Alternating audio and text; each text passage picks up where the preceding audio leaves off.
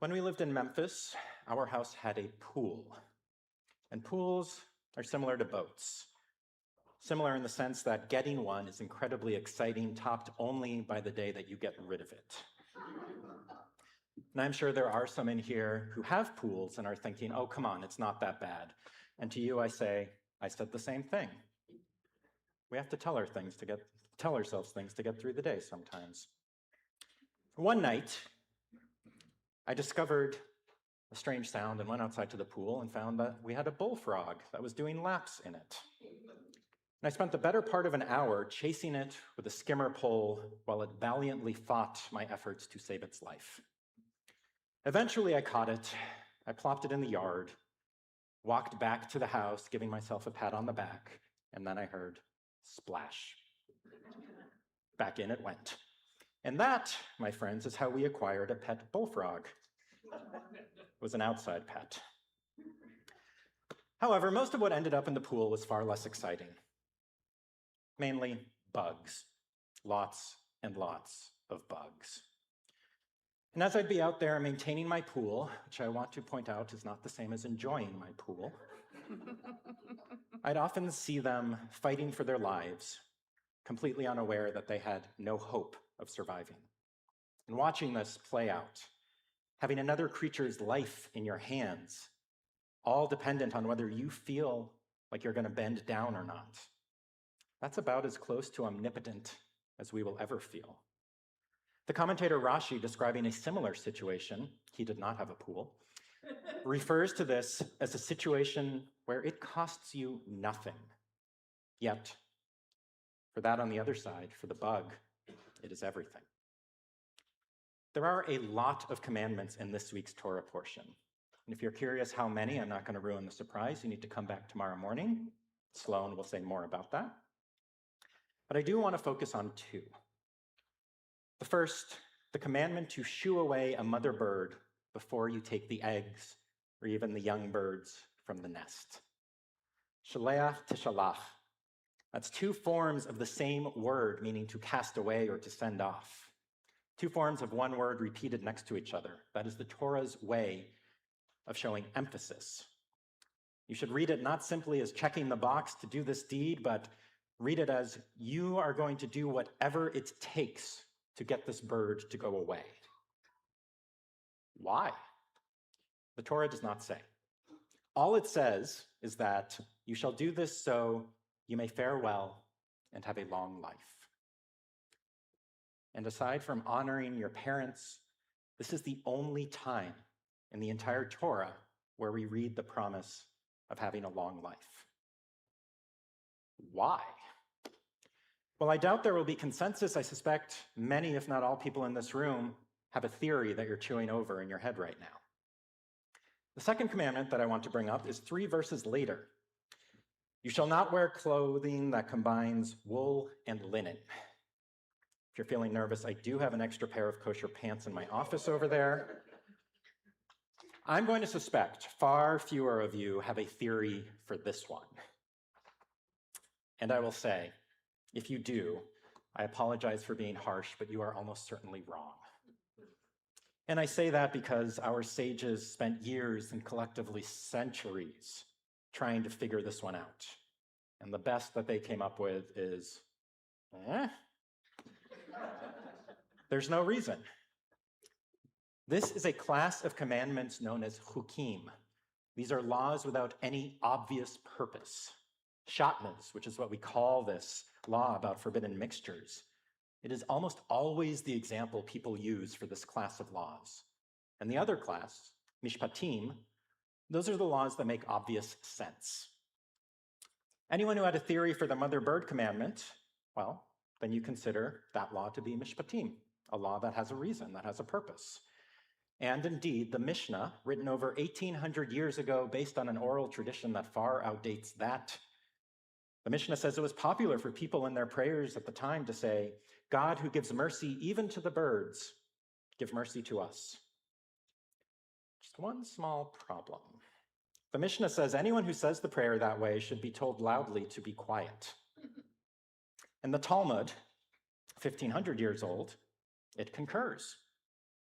Why? Because in the Talmud's view, you are trying to ascribe a justification, in this case would be mercy or compassion, where no such justification exists. There is no reason. The only reason, insomuch as there is one at all, is because God said so. God only knows why. Thank you. Similar to segregating fabrics. Of course, there's never one answer, and the Talmud's answer does not stop later generations from different interpretations. Maimonides, a physician by training, argues that animals do not have intellect per se. They do not have a language of thought the way that we do. But, he says, watching your young be taken away does not require intellect. Distress is something, not that you think, but something that you feel. My colleague, Rabbi Jacqueline Mates-Munchen, writes, quote, "The message is, don't be cruel. If this should apply to a random bird on a random road, call the Homer, all the more so, should we concern ourselves with the feelings and emotions of people." But most commentators believe it's not about the bird at all. It's about us. The Shadal observes a wild animal would normally flee at the sight of a threat. And yet, at least according to him, I've never tried this, but in his words, the mother bird in this situation will not flee. It will fight with all its might to save its young, and yet it will lose every time. He says that were we allowed to proceed with taking the eggs nevertheless, we would conclude to ourselves, pity is an undesirable and a foolish quality. If that sounds harsh, I will point out there are plenty of people in our world who believe that very thing. People often point to the verse in Genesis that says people have dominion over the earth, and they point to it as justification to do anything and everything to it. It's ours. We own it as much as any other object under our control, so the thinking goes. But generally speaking, this is not the viewpoint of the Torah. I don't know how many drowning bugs I'd see and then walk on by. And I'll admit, I did not feel good about it. And then I began to feel bad for feeling bad about a bug. Eventually, I felt bad about feeling bad enough that I stopped walking by. And that's when I began to stoop down and pluck the bug out of the pool. I'll acknowledge I have no idea if non-human animals have any kind of self-awareness, any consciousness. Quite a few philosophers would say that they do not. It's a convenient position to take because otherwise it's pretty hard to justify eating them. But I'm pretty sure an insect does not have a sense of self-awareness. In my opinion, you may differ. However, even if it does not, seeing it struggle, it sure looks like it does. And then what does that make me if I see that struggle, I fight for its life, and shrug and walk away?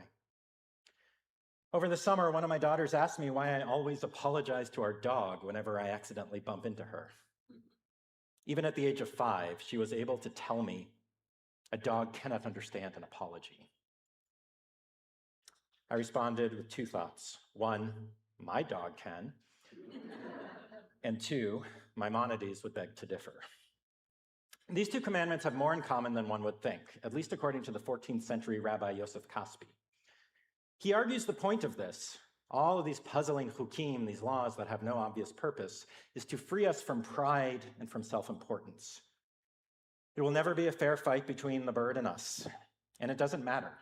Just because we can, well, actually, we can't, or at least we shouldn't. Same goes for the dozens of other restrictions of what we can and cannot do to animals. Oxen that we use to plow our fields, well, the Torah says they get a day off too. They do not work on Shabbat. Kaspi goes on to argue that it's not even just limited to animals. Fruit trees must grow a certain number of years before their fruit can be harvested, and the tree at any point in its life cannot be cut down. As I mentioned before, we can't even use fabrics the way we might want. And he goes on, even more, earth, dirt must be respected. Every 7th year, we have the sabbatical and we let it be. As he sums up, we should be aware of the fact that we are of the same stuff as the donkey and the mule, the cabbage and the pomegranate, and even the lifeless stone. End quote. In short, we are but dust and ashes. Now, if that sounds awful stark, the good news is I think it's a pretty good counterweight to the ego and the self-importance that we all somehow manage to develop without having to be told. Judaism is not a faith that encourages aestheticism. There's nothing to be gained by walking around in sackcloth. Judaism, in fact, actually discourages this sort of thing. Rather, the principle that the Torah stresses again and again and again is that restraint, moderation, limits. Eat animals, but you don't eat all of them. And you can have some ice cream after, as long as you don't mind waiting a couple hours. Or have fish. Fast from food and water, but you do it for a day. You do not observe a second day of Yom Kippur. And the sages are very clear about this. This does not make you a super Jew, it makes you a bad one. Life is a blessing. It is the greatest blessing any of us have ever or will ever receive. And blessings are meant to be enjoyed. Just keep in mind when you're watching that bug in the pool or that robin in its nest, even if it feels like it, you are not God, simply one of God's creatures. Ken Yehi Ratzon, and may it be God's will.